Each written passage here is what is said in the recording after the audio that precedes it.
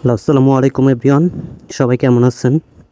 আশা করি সবাই ভালো আছেন। হুট করে প্ল্যান করলাম গ্রামের বাড়ি যাব একটু, কেননা আমার ক্যামেরার গিয়ার্স এভরিথিং সব কিছু হচ্ছে গ্রামে। ওরা রাগ করে রাইখে আসছিলাম অনেক আগে আমার বড় ভাইয়ের কাছে। সো ওইগুলো নিতে যাব, যাওয়ার প্ল্যান ছিল আরও কিছুদিন পরে,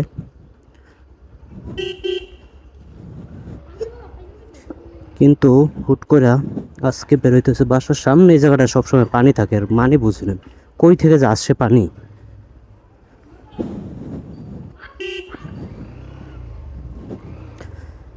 যা বলতেছিলাম, হুট করে প্ল্যান করলাম কেন, লিমনের যাওয়ার কথা আজকে, কারণ আমাদের এলাকায় নির্বাচন চলতেছে।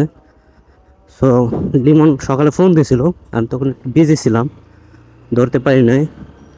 তারপর এখন ফোন দিয়েছে, বলতেছে আমি সায়দাবাদ দাঁড়িয়ে আছি, তুই কি যাবি? তাহলে আয়। পরে বড় ভাইয়ের ফোন দিলাম, ভাই আসতেছি, আপনি কি আসেন বাসার দিকে? পরে বলতেছে আসি, ঠিক আছে আয়। সো বের হয়ে গেলাম, হুটহাট প্ল্যানিং। এখনও বাসায় কারো কাছে বলিও নাই, জাস্ট আপুর কাছে বইলে বের হয়েছে যে আপু আমি যাইতেছি। আপু ঘুমিয়ে গেছিলো। তারপর বলতে হুট করে যাও, মানে বুঝলাম না। পরে বললাম একটু কাজ আছে, বলি নাই যে ক্যামেরা ট্যামেরা আনতে যাই, তাহলে আবার রাগ করবে।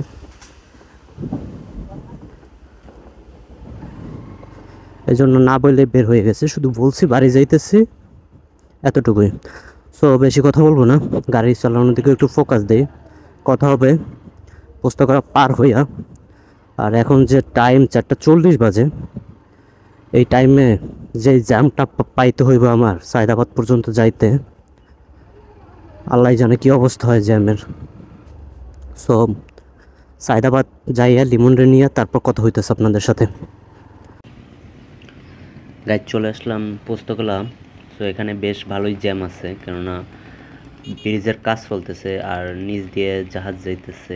সুন্দরই লাগতেছে, সূর্যটা অলরেডি প্রায় যায় যায় অবস্থা।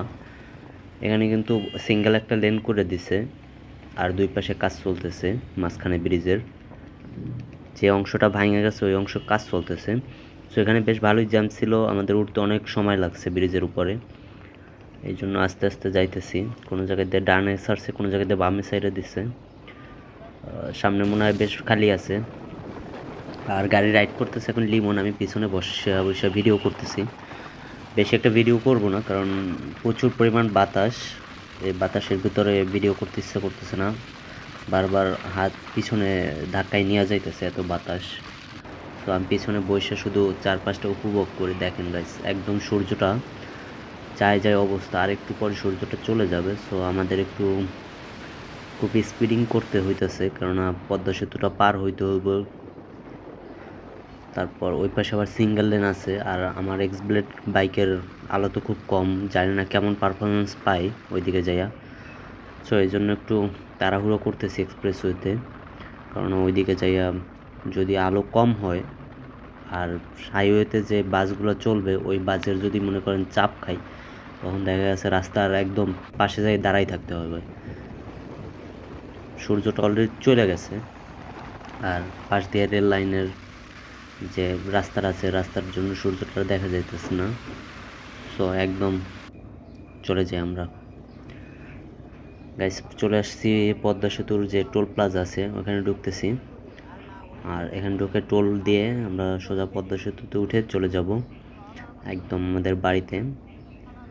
পুরো রাস্তাটা যদি এরকম এক্সপ্রেসওয়ে হইতো তাহলে বেশি সময় লাগতো না, আর তাড়াহুড়োও লাগতো না, আস্তে আস্তে সিঙ্গেল লেন চলে যেতাম। কিন্তু পুরো রাস্তাটা তো এক্সপ্রেসওয়ে না। সো ফরিদপুর ওইদিকে রাস্তাটা একদম সিঙ্গেল লেন, আবার ফরিদপুর পার হয়ে যে আমাদের বরিশালের রাস্তাটা আছে ওরকম রাস্তা থাকলেও এত প্যারা খাইতে হইতো না। কিন্তু মাঝখানে যে সিঙ্গেল লেন রাস্তাটা আছে ওই রাস্তাটার জন্য প্রচুর প্যারা খাইতে হয়। দেখি ওইদিকে যাই, আর লাইটের আলোটা মোটামুটি ভালো হইলে তাহলে আর বেশি একটা প্যারা হবে না। কথা বলতে বলতে টোল প্লাজার কাছে চলে আসছি। সো টোল দেই, পরে আবার আপনাদের সাথে কথা বলতেছি। টোল দিয়ে বের হয়ে গেলাম। এখন আর কথা না বাড়াই, আপনারা পদ্মা সেতুর কিছু ভিউ দেখতে থাকেন।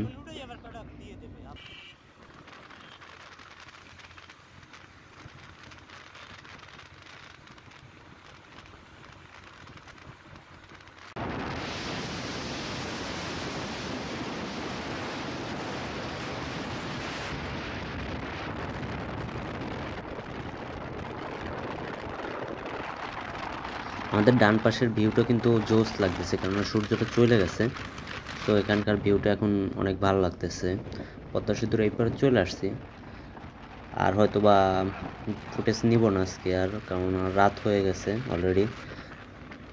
ফুটেজ নিতে ইচ্ছা করতেছে না পিছনে বসে হাত জায়গায় জায়গায়, তাহলে লুকিং গ্লাসে দেখতে প্রবলেম হয়। সো দেখি কি অবস্থা। আর যদি আমি রাইড করি তাহলে ফুটেজ নিব, আমি রাইড না করলে আর ফুটেজ নিব না।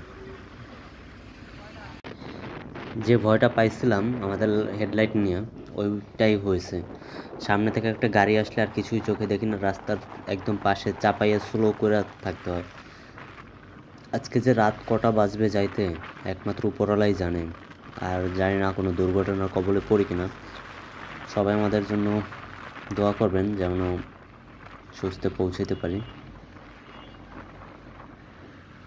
দেখেন কি অবস্থা, একটা সামনে থেকে গাড়ি আসলে আর কিছুই চোখে দেখা যায় না। এখন যে ওভারটেকিং করবো, সামনে থেকে গাড়ি আসলে আর কিছুই চোখে দেখি না। কীভাবে কনফিডেন্স পাইতেছি না, মানে একটু সামনে দেখা যায় তারপর আর কিছুই দেখা যায় না। আর হেলমেটের ভাইজর লাগাইলে তো আরও কিছুই দেখা যায় না।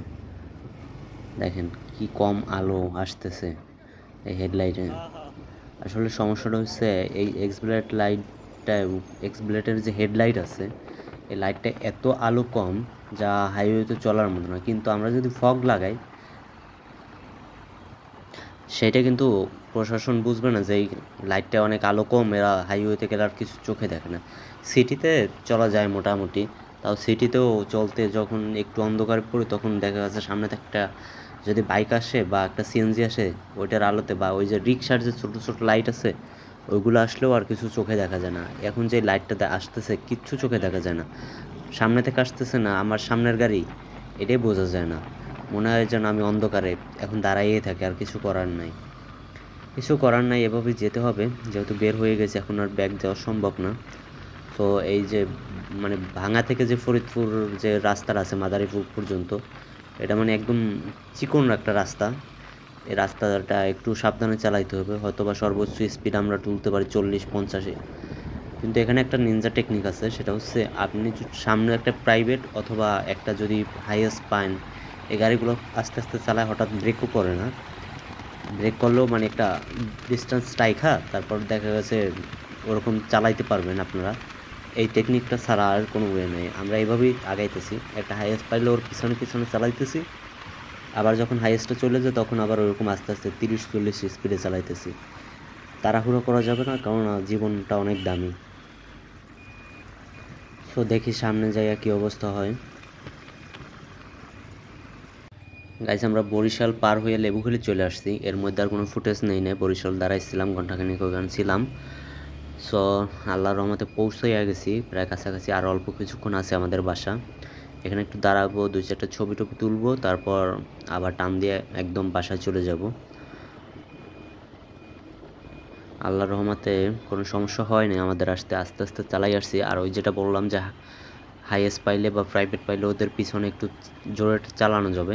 তো 2-3টা হাইয়েস্ট এরকম পাইছিলাম। ওরা হয়তো বা মাঝে মধ্যে মিসিং হয়ে গেছে, দেখা যাচ্ছে ওরা একটু সামনে উঠছে, একটা গাড়ি সামনের থেকে চলে আসছে, ওইটার জন্য স্লো করছি। সামনে ওইটা আর হাইয়েস্টটা ধরতে পারি না, কারণ ওদের তো হেডলাইট আছে, ওরা তো অনেক জোরে চালাইছে। যাক, আল্লাহর রহমতে যেভাবেই হোক, অনেক কষ্ট হয়েছে আসতে, বাট আসছি, এটাই আলহামদুলিল্লাহ। এখন যাই বাসায় ঢুকবো, এখানে একটু ব্রেক নিতে হবে, কারণ এখানে টোল দিতে হবে। ব্রিজের এই পার চলে আসছি। এর মধ্যে গাইছে আর একটা ঘটনা ঘটেছি, সেটা হচ্ছে বরিশাল বিশ্ববিদ্যালয়ের পাশ থেকে যে ভোলার রাস্তাটা ঢুকছে, আমি রাইড করতে চাইয়া ওই রাস্তায় ঢুকে গেছি। বরিশালের মানে বিশ্ববিদ্যালয়ের পর্যায়ে এসে একটা যে জায়গা দিয়ে বামে ঢুকবো, ওই জায়গা দিয়ে না ঢুকা বিশ্ববিদ্যালয়ের পাশ দিয়ে যে রাস্তাটা ঢুকছে ওই রাস্তা ঢুকে গেছি। পরে 5 কিলো যাওয়ার পর দেখি যে ভুল রাস্তা আসছি, পরে আবার ব্যাক করছি। আমরা এখন একটা ব্রিজে উঠবো, এইটা নিয়ে কিন্তু অনেক জনপ্রিয় একটা ব্রিজ। যে ব্রিজটা মানে চাইতে যাইয়া সংসদে আমাদের যে এখানের যে ছিল এমপি ছিল, উনি বলছিল মাননীয় ব্রিজ আমার একটা সংসদ চাই।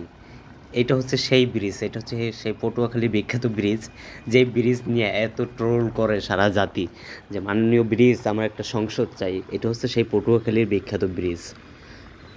যাক, উনি ভুল করুক যাই করুক, আমাদের একটা ব্রিজ করে দিয়ে গেছে। আমরা সেই ব্রিজ দিয়ে এখন যাতায়াত করতে পারি। আর এই ব্রিজ না থাকলে কিন্তু এখানেও আমাদের একটা ফেরি ছিল, আমাদের কিন্তু ঢাকা থেকে আসতে প্রায় 10 থেকে 15টা ফেরি পার হইতে হইতো। এখন আর লাগে না আলহামদুলিল্লাহ, পদ্মা সেতু হয়ে গেছে আর সব ছোট ছোট নদীতেও ব্রিজ হয়ে গেছে। ইনশাল্লাহ কিছুদিনের মধ্যে হয়তো বা পুরো কুয়াকাটা পর্যন্ত এক্সপ্রেস হয়ে যাবে। অলরেডি আমাদের কিন্তু 2টা এক্সপ্রেস হয়ে আছে বরিশালে, সেটা হচ্ছে একটা হচ্ছে 4 লেন আর একটা হচ্ছে 6 লেন। এটা হচ্ছে আমাদের পায়রা যে তাপবিদ্যুৎ কেন্দ্র আছে, পায়রা যে পোর্ট আছে, ওখানে কিন্তু আমাদের 2টা বড় বড় রাস্তা আছে অলরেডি।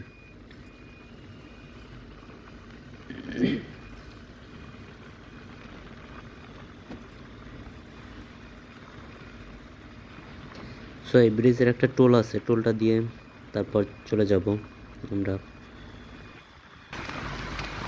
আমরা যখন গাইজ বরিশাল পার হয়েছি তখন থেকে এই বাইক দুইটা প্রচুর পরিমাণ ডিস্টার্ব করতেছে, বাট ওদের মতো ওদের ছাইরা দিয়ে কিছুক্ষণ পর পর আবার দেখি ওরা দাঁড়াই আমাদের পিছনে যায়, পিছনে যাইয়া আবার সামনে এসে ওদের ছাইরা দিয়েছে চলে যা, না যাইবে না, আমাদের সামনে চালাইবে, কতক্ষণ হাত জাগাইবে, কতক্ষণ ডাক দিব, আর যে কি করে দেখেন গাইজ, আপনারা শুধু দেখতে থাকেন যে ওরা কি করে। মানে এরা যে ছাত্রী একদিন 4B আছে এর মধ্যে, শুধু ওদের কিছু বলতেছি না যে ও 4B চালাইতেছে, বাঁচবি এবার কতক্ষণ, হাতে একটা পালসার আছে, ও চাইলে আমরা ওভারটেকিং করে চলে যাইতে পারি।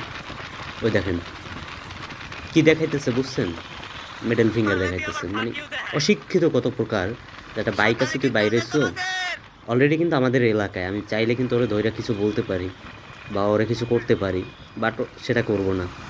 আমাদের এলাকায় আসছে, ঘুরতে যাইতেছে, হয়তো বা ওরা কুয়াকাটা যাইতেছে, বরিশাল থেকে আসছে বা ঢাকা থেকে আসছে, বাট এই ধরনের সাপড়িগিরি করার কোনো মানে হয় না হাইওয়ে রোডে। ও তো আর জানে না যে এখানে আমার বাসা আছে, আমি যদি ফোন দেই 100 পোলাপান চলে আসবে, সে আইডিয়া কিন্তু ওর নাই। বাট আমি যদি এক জায়গায় যাই আননোন প্লেসে, তখন যদি এরকম করি, তারা যদি আমার ধরে কিছু বলে করে ধরে মারলো, তখন কিছু করার আছে? আমি যদি ওরা এখন ধরে মারি কাটি, ও কি বাঁচতে পারবো? এটা কিন্তু আমার এলাকা, একদম আমার নিজের এলাকায় আছি আমি এখন বর্তমানে, নিজের ইউনিয়নে আছি বলতে গেলে।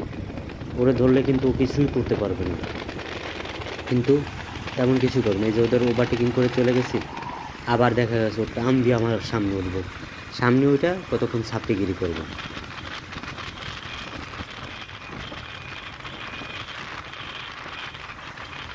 তো গাইস আমাদের এলাকায় চলে আসছি, আজকে পর্যন্তই। ঢাকা থেকে বাড়ি চলে আসলাম আলহামদুলিল্লাহ।